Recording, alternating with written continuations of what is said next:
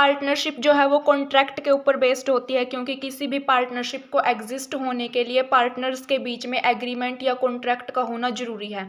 तो जो ये कॉन्ट्रैक्ट होता है पार्टनर्स के बीच में वो दो फॉर्म में हो सकता है, तो ओरली या फिर रिटन में। Orally means by word of mouth, और रिटन में यानी कि पेपर वर्क होता है रिटन फॉर्म में।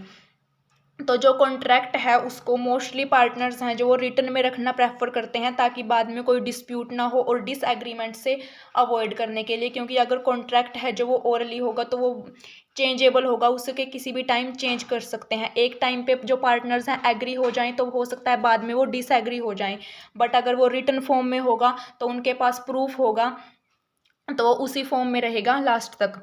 The written contract is called partnership deed और आर्टिकल ऑफ पार्टनरशिप। जो ये रिटन कॉन्ट्रैक्ट होता है पार्टनर्स के बीच में तो उसे पार्टनरशिप डीड या आर्टिकल ऑफ पार्टनरशिप बोला जाता है। जैसे कंपनी के केस में आर्टिकल ऑफ एसोसिएशन होता था, तो यहाँ पर उसे आर्टिकल ऑफ पार्टनरशिप भी बोल सकते हैं, पार्टनरशिप डीड भी बोल सकते हैं। तो इसमें कंपनी के बारे में, इस फर्म के बारे में सब कुछ डिफाइन किया जाएगा। The following content must be included in the partnership deed. तो कौन कौन से ऐसे कंटेंट है जो पार्टनरशिप डीड में इंक्लूड किए जाएंगे। फर्स्ट होता है name and address of the firm, यानी कि फर्म का नेम और फर्म का एड्रेस होना जरूरी है। नेम के बारे में हमें पता है कि name should not be similar to the another firm. जो नेम होता है पार्टनरशिप फर्म का वो किसी दूसरी फर्म के सिमिलर नहीं होना चाहिए, यानी कि दूसरी फर्म के जैसा नहीं होना चाहिए, ताकि वो पब्लिक को कंफ्यूज ना करे। Not use the word used are which are prohibited by the government. और ना ही फर्म अपने नेम में ऐसे वर्ड यूज कर सकती जो गवर्नमेंट के द्वारा प्रोहिबिटेड हैं या फिर पब्लिक को मिसलीड कर रहे हैं, ऐसे वर्ड भी यूज नहीं कर सकती। और नेक्स्ट है एड्रेस ऑफ द फर्म, यानी कि फर्म को अपने एड्रेस का फुल डिस्क्लोजर पार्टनरशिप डीड में देना जरूरी है। इसके बाद है name and address of the partners. Firm का नेम और एड्रेस लिखने के बाद name and address of the partners, जितने भी पार्टनर्स होते हैं फर्म में उनके नेम और इंडिविजुअली उनके नेम और एड्रेस को भी मेंशन करना जरूरी है। थर्ड है nature and scope of the firm business. Nature and scope का मतलब ये है कि फर्म के बिजनेस किस टाइप का है, कहाँ तक लिमिटेड है या फिर किस लेवल का है, तो ये सब तीनों चीज़ें इसमें डिफाइन करनी जरूरी है। Whether it's field of activity will be local, national और इंटरनेशनल। क्या फर्म का बिजनेस है वो लोकल है, इंटरनेशनल है या नेशनल लेवल पर है, ये लेवल डिफाइन करना है। और फर्म जिन गुड्स एंड सर्विसेज में डील कर रही है उनको स्पेशली मेंशन करना जरूरी है। और अगर फर्म की के बिजनेस की कोई ना कोई लिमिटेशन है तो उस लिमिटेशन को भी पार्टनरशिप डीड में डिफाइन करना जरूरी है। फोर्थ है duration of partnership. Duration means time period, यानी कि पार्टनरशिप कितने टाइम तक एग्जिस्ट रहेगी, कब कितने टाइम पीरियड के बाद वो टर्मिनेट होगी, तो ये होगा उसका ड्यूरेशन, यानी कि टाइम पीरियड कितना होगा पार्टनरशिप फर्म का। जब पार्टनरशिप के टाइप्स पढ़े थे तो उसमें होता है फिक्स्ड टाइम पार्टनरशिप या non fixed time partnership, particular venture partnership. तो इन्हीं के बेसिस पे ड्यूरेशन डिफाइन की जाती है। If the partnership is for a specific period, अगर पार्टनरशिप किसी स्पेसिफिक टाइम पीरियड के लिए बनाई गई, यानी कि 2 साल 4 साल 5 साल, तो उस टाइम पीरियड को डिफाइन करना जरूरी है। या फिर पार्टनरशिप हो सकती है किसी स्पेसिफिक प्रोजेक्ट को एग्जीक्यूट करने के ऑब्जेक्टिव से बनाई गई हो, तो उसकी भी ड्यूरेशन डिफाइन करना जरूरी है कि जब ये स्पेसिफिक प्रोजेक्ट है वो कंप्लीट हो जाएगा तो पार्टनरशिप है जो हमारी वो ऑटोमेटिकली टर्मिनेट हो जाएगी। तो ये क्लियरली मेंशन करना जरूरी है पार्टनरशिप डीड में। फिफ्थ पॉइंट है contribution of capital by partners. Contribution of capital मतलब कि जो पार्टनर्स हैं जो फर्म में कितनी कैपिटल कंट्रीब्यूट करेंगे। जितने भी पार्टनर्स होते हैं जो भी फर्म में कैपिटल इन्वेस्ट करते हैं उस इन्वेस्टमेंट को क्लियरली डिफाइन करना जरूरी है। इस इन्वेस्टमेंट के बाद में अगर उनके ऊपर इंटरेस्ट पे करेगी फर्म या नहीं करेगी ये भी डिफाइन करना जरूरी है। और अगर इंटरेस्ट पे करेगी तो उसकी रेट कितनी होगी, कितना इंटरेस्ट पे करेगी, तो ये डिफाइन करना जरूरी है। इसमें 3 पॉइंट डिफाइन करने होंगे। फर्स्ट तो कैपिटल कंट्रीब्यूट कितनी की गई है वो, अगर इंटरेस्ट दिया गया है या नहीं ये डिफाइन करना जरूरी है। और रेट ऑफ इंटरेस्ट कितनी होगी ये डिफाइन करना जरूरी है। नेक्स्ट है sharing of profit and loss, यानी कि profit and loss sharing ratio partners के बीच में कितना होगा ये भी डिफाइन करना जरूरी है। ये जरूरी नहीं कि पार्टनर्स ने जितनी अमाउंट है जो वो कंट्रीब्यूट की है फर्म में, यानी कि जितनी इन्वेस्टमेंट की है फर्म में उसी रेशो में उनको प्रॉफिट एंड लॉस में शेयर दिया जा सके। ये अदर फैक्टर्स होते हैं उनके ऊपर भी डिपेंड हो सकता है, ओनली इन्वेस्टमेंट के ऊपर ही डिपेंड नहीं हो सकता। It also depend on the partner skill, या पार्टनर्स की स्किल के ऊपर, या फिर वो कितना एक्सपीरियंस है उनको, या कितना टाइम देते हैं वो फर्म को, या फिर वो फ्यूचर में फर्म में कितना कंट्रीब्यूट कर सकते हैं, इसके ऊपर भी डिपेंड कर सकती है। तो जो भी रेशो डिफाइन करते हैं उसको पहले ही मेंशन करना जरूरी है।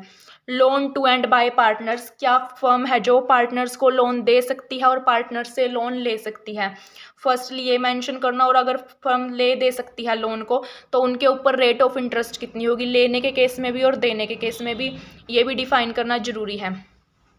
Commission and salary of partners, जो हर एक पार्टनर्स होते हैं फर्म में वो अपना इक्वल कंट्रीब्यूशन नहीं देते, कोई सेम कंट्रीब्यूशन नहीं देते, यानी कि कोई टाइम ज़्यादा देता है, किसी की स्किल होती है, किसी के पास एक्सपीरियंस है। तो पार्टनरशिप डीड में ये भी डिफाइन करना जरूरी है कि जो पार्टनर्स को कमीशन और सैलरी पे किया जाएगा वो किस बेस पे किस पार्टनर को दिया जाएगा।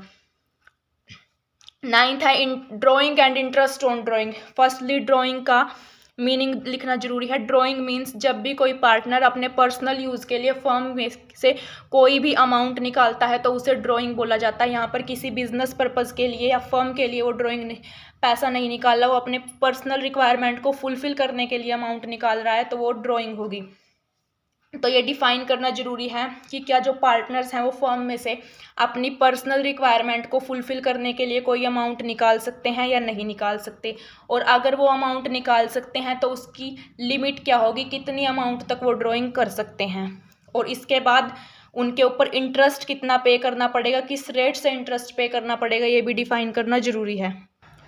Audit of books of account, यानी कि किस मोड में या किस मेथड से फर्म की जो बुक्स ऑफ अकाउंट है उनको रखा जाएगा, या फिर method of auditing the accounts, auditing का मेथड क्या होएगा, और who will be the auditor need also be specified in the deed, यानी कि पार्टनरशिप फर्म में जो ऑडिटर होंगे उनको भी स्पेसिफिकली मेंशन करना जरूरी है। नेक्स्ट है right, duties and liabilities of partners. Partners की क्या राइट, क्या ड्यूटीज़ एंड क्या लाइबिलिटी होगी।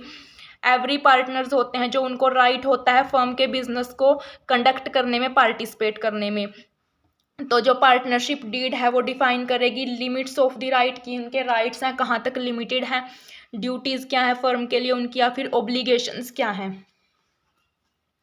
नेक्स्ट है admission and retirement of partners. Admission means जब भी कोई नया पार्टनर फर्म में एंटर करता है, और रिटायरमेंट जब आउट गोइंग होती है या सेपरेट होता है कोई भी पार्टनर फर्म से तो उसे रिटायरमेंट बोला जाता है। तो एडमिशन एंड रिटायरमेंट होता है जो पार्टनर्स का, वो according to the provisions of law के द्वारा होगा, ये मेंशन करना जरूरी है। और अगर कोई स्पेशल प्रोविजंस है जिसके ऊपर पार्टनर्स एग्री हुए हैं, फर्म ने कोई अपना स्पेशल प्रोविज़न बनाया है एडमिशन और रिटायरमेंट के लिए, तो वो भी स्पेशली मेंशन करना जरूरी है। थर्ड है goodwill of the business. Goodwill क्या होती है, जो भी रेपुटेशन होती है फर्म की उसे गुडविल बोला जाता है। It also specify the method of evaluating the goodwill of the firm.